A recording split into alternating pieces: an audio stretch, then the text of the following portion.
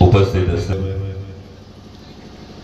आपल्या लोकसभेचे उमेदवार माजी खासदार शिवाजीराव आढळराव पाटील असतील, आमदार माझे मार्गदर्शक दिलीपण्णा मोहिते पाटील असतील, कैलासराव सांडभोर असतील, संजू शेठ घनवट असतील, जिल्हा प्रमुख अशोकराव खांडेफराड असतील, सुनील शेठ मोंगसे असतील, सोमनाथ शेठ मोंगसे असतील, आपण सगळे उपस्थित असणारे मान्यवर आज खरं तर आपल्या वाडा गावामधला हा अखंड हरिनामाचा सप्ताह हरिनाम का घ्यावं तर अंतःकरणाच्या शुद्धीसाठी आपण हरिनामसाठी 3 शुद्धी फार महत्त्वाच्या आहेत। भगवानचे त्यामध्ये वाचा शुद्धी आहे, त्यानंतर त्यामध्ये वर्तन शुद्धी आहे आणि त्यामध्ये हेतू शुद्धी आहे।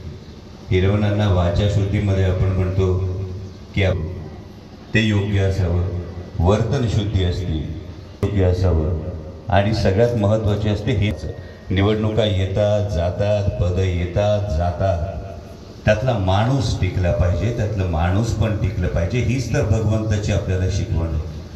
कारण ज्ञानेश्वर माऊली असतील, जगद्गुरू तुकोबाराय असतील, या सगळ्यांनी प्रत्येक माणसाला आत्मभान दिलं।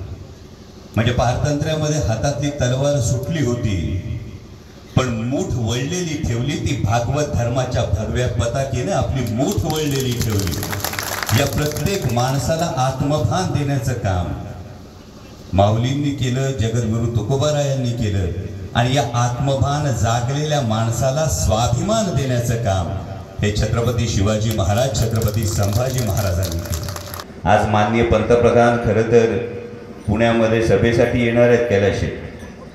माननीय पंतप्रधानांनी आपल्याला सगळ्यांना सांगितलं होतं 2014 मध्ये मत द्यायला जाताना गॅस सिलेंडरला नमस्कार करून जा। तेव्हा गॅस सिलेंडरची किंमत 450 रुपये होती। आता 3 वेळा नमस्कार करून जावं लागेल कारण ती हजाराच्या पलीकडे गेलेली आहे।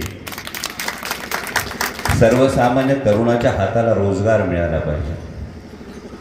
370 कलम हटलं, चांगली गोष्ट झाली, पण त्यांनी तुमच्या माझ्या आयुष्यात काय फरक पडला? त्यांनी गॅस सिलेंडरच्या किमती कमी झाल्या का? त्यांनी शेतकऱ्यांच्या शेतमालाला हमीभाव मिळायला लागला का? त्यांनी सर्वसामान्य तरुणाला रोजगार मिळाला का?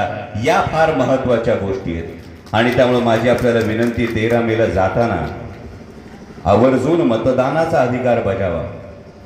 धार्मिक व्यासपीठ आहे त्यामुळे मी म्हणणार नाही मतदान कुणाला करा, तुम्हाला सगळ्यांना माहिती आहे मत कुणाला द्यायचंय, हे तुमचं सगळ्यांचं ठरलंय याची मला पुरेपूर खात्री आहे। येताना माझ्या माता भगिनींनी जी हस्तांदोलनं केली, जो प्रत्येकीने हात दाखवला, त्याच्यामध्येच कळलंय की तुमचं सगळं ठरलंय, बटन कंचं दाबायचं ते ठरलंय।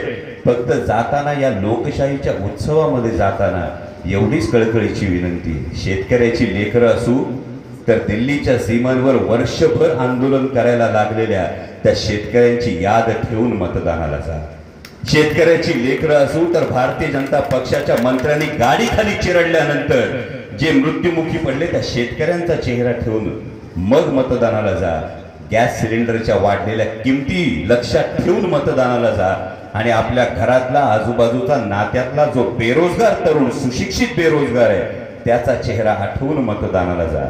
जेव्हा देश टिकतो तेव्हा धर्म टिकतो आणि देहाकडून देवाकडे जाण्याचा मार्ग जो आहे त्याच्यामध्ये देश लागतो आणि त्यामुळे या हरिनाम सप्ताहाच्या आपण सगळ्यांना शुभेच्छा देत असताना एवढीच कळकळीची विनंती करतो, देह आहे, भगवंत आहे, त्याच्यामध्ये लागणारा जो देश आहे त्या देशाच्या भवितव्यासाठी जागरूक राहून तुमचं जे ठरलंय त्या पद्धतीनं तेच बटन दाबा एवढी आपल्या सगळ्यांना कळकळीची विनंती करतो। आपण सर्व ग्रामस्थांना पुन्हा एकदा हरिनाम सप्ताहाच्या मनपूर्वक शुभेच्छा देतो। धन्यवाद। जय शिवराय, रामकृष्ण हरी। एबीपी माझा, उघडा डोळे बघा नीट।